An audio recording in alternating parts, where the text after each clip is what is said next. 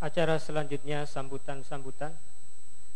Sambutan yang pertama akan disampaikan oleh Menteri Agama Republik Indonesia, yang dalam hal ini akan diwakili oleh Kepala Subdirektorat Diniyah dan Takmiliyah, Bapak Dr. Mamat Salamat Burhanuddin, karena yang bersangkutan siang ini juga akan kembali ke Jakarta.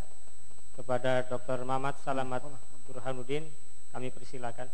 Kalimah min Wazir Syu'un Ad-Diniyah Jumhuriyah Indonesia alladhi sayulqiha Rais Al-Mudiriyah Al-Far'iyah li Syu'un Ad-Diniyah wa Takmiliyah Ad-Doktor Mamat Salamat Burhanuddin wa ila hadratihi falyatafaddal mashkura.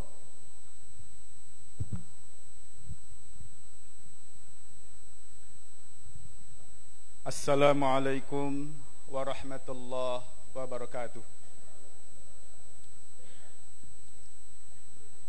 Ahmaduhu subhanahu wa ta'ala ala allama wa ashkuruhu ala ma at'ama. Ashhadu an la ilaha illallah wa ashhadu anna Muhammadan abduhu wa rasuluh la nabiyya ba'dah. Afdali man qama bi'ibadati rabbih wa saru ala nahjil qawim. Amma ba'du.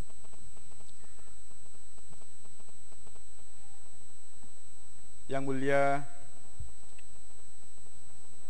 Abdurrahman As-Siddiq, Duta Besar Sudan untuk Indonesia. Yang mulia Duta Besar Kedutaan Palestina dan yang mewakili.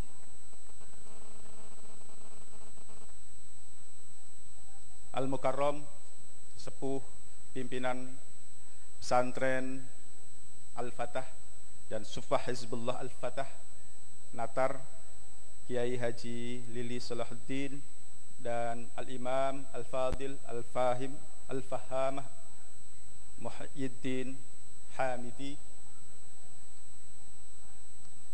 Yang saya hormati Mudir Sufah Kiai Haji Yakshallah Mansur.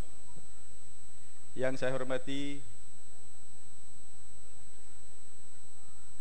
staf ahli Kementerian Kehutanan Bapak Bejo. Yang saya hormati perwakilan dari Gubernur Lampung, Asisten Bidang Kesra. Yang saya hormati Ibu Camat Kecamatan Natar, Ibu Bayana. Bapak-bapak, ibu-ibu hadirin jamaah yang dimuliakan Allah. Pertama, saya ingin menyampaikan kata maaf atas nama Pak Menteri. Beliau tidak bisa hadir di sini karena ada acara di NTB pada saat yang sama. Tanpa mengurangi rasa hormat, beliau menyampaikan salam kepada forum ini. Dan saya atas nama Kementerian Agama, dalam hal ini Direktorat Pendidikan Diniyah dan Pondok Pesantren, sangat menyambut baik terhadap acara ini, dan kami memberikan apresiasi yang sangat luar biasa kepada Pondok Pesantren Al-Fatah Natar yang telah berkreasi memerankan peran pondok pesantren di wilayah Lampung. Dan kreasi ini merupakan kreasi yang sangat luar biasa, karena meskipun pondok pesantren Al-Fatah, kata sesepuh tadi, nan jauh di Lampung, harus ditempuh sampai pakai pesawat, dan dari jalan pun 4 kilo. Tapi perlu diketahui bahwa fisik itu terpencil, padahal ketika masuk ke sini berarti senyatanya adalah masuk dalam dunia Islam. Masuk dalam dunia yang senyatanya, karena yang kami lihat di sini bukan jamaah Muslim warga Lampung, yang kami lihat di sini adalah warga muslim dunia. Untuk itu kami dari Kementerian Agama sangat menyambut baik semua kreasi, semua inovasi yang diperankan oleh pondok pesantren. Sebab kami sangat paham betul betapa pesantren dalam sejarah kehidupan bangsa, sejarah kehidupan muslim Indonesia itu betapa besarnya peran pesantren membentuk dan mempertahankan Indonesia dan bangsa Indonesia.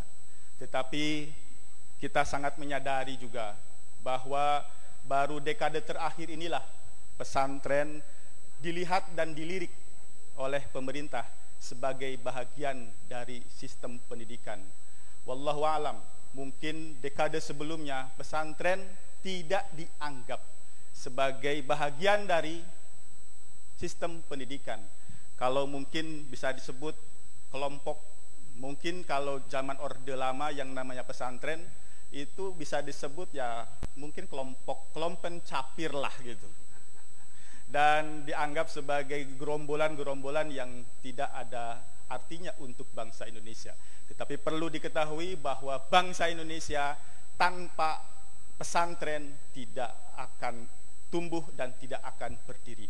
Dan pesantren sampai saat ini itu tetap setia kepada dakwah Islam dan pendidikan warga masyarakat Indonesia.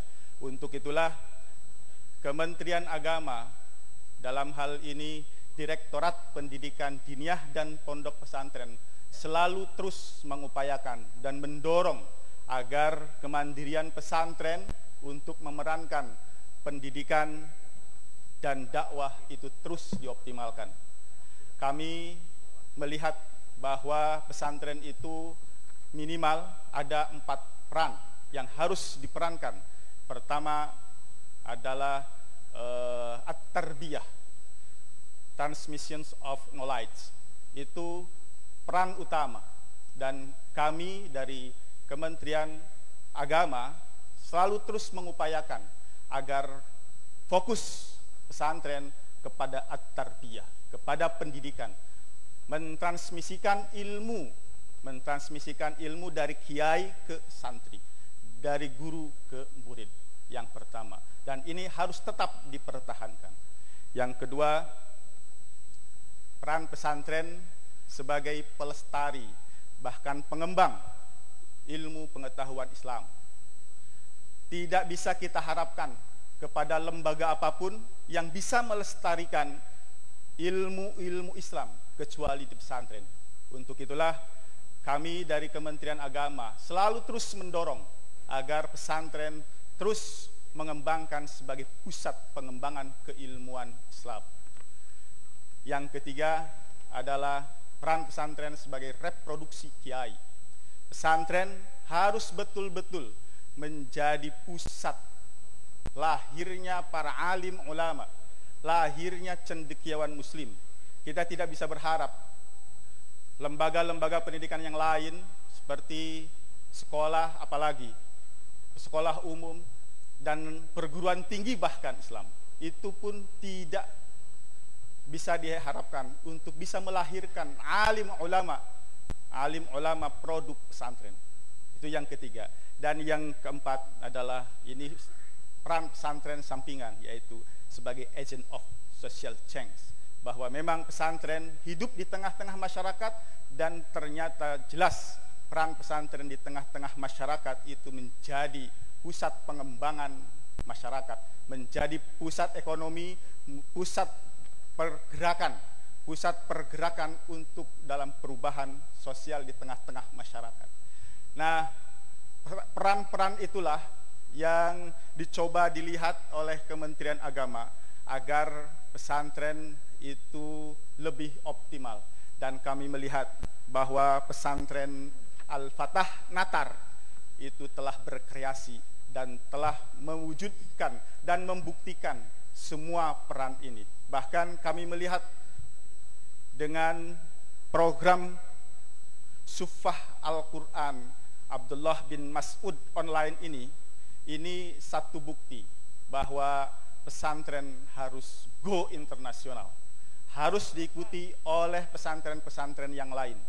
Pesantren yang lain yang sering terkesan ada di tengah-tengah pelosok, pesantren yang sering dikenal sebagai kelompok pendidikan tradisional, kumuh dan sebagainya, itu tidak terbukti di tengah-tengah pesantren Al-Fatah Natar Lampung ini. Hadirin yang berbahagia, banyak sekali program yang digulirkan di Kementerian Agama, termasuk penguatan pesantren untuk masuk dunia maya ini. Kita selalu terus melakukan kerjasama dengan Kementerian Kominfo. Kita punya program ingin membentuk 1000 web, sehingga jangan sampai di dunia internet itu didominasi oleh web-web atau situs-situs negatif. Kita tidak bisa memungkiri warga masyarakat itu kita stop, tidak boleh masuk internet, tetapi justru kita harus fastabiqul khairat. Kita harus berlomba dengan al-munkarat di dunia internet, sehingga semua warga yang ketika klik masuk dunia internet yang ada adalah situs-situs dakwah semua berlomba dengan situs-situs yang mungkar. Kita tidak bisa, Kemenkominfo sudah berpengalaman, sekali delete, sekali hapus situs negatif, maka muncul 1000 situs negatif. Betapa sulitnya Kemenkominfo untuk membendung situs-situs negatif. Saya kira sudah saatnya dari mulai pesantren Natar inilah kita bisa mewarnai dunia internet dengan situs-situs dakwah, dengan informasi-informasi yang positif. Untuk itulah kami dari Kementerian Agama sangat-sangat dengan bangga menyambut dan mengucapkan selamat kepada pesantren Natar yang launching program Suffah Al-Quran Abdullah ibn Mas'ud online ini. Kami berharap semoga program ini terus berlanjut dan mendapatkan dukungan dari warga masyarakat muslim, tidak hanya di Indonesia tetapi muslim sedunia. Amin, amin ya rabbal alamin. Mungkin itu yang bisa kami sampaikan. Kami hanya berdoa mudah-mudahan Allah memberikan kekuatan kepada para sepuh, para kiai, para alim ulama di pesantren Natar yang kami mendengar. Pesantren Al-Fatah tersebar di Indonesia. Mudah-mudahan para sepuh, para kiai mendapatkan kekuatan lahir dan batin untuk terus membawa amanah dan program yang sangat positif ini. Akhirul kalam dari kami, wallahul muwaffiq ila aqwamit thariq. Assalamualaikum warahmatullahi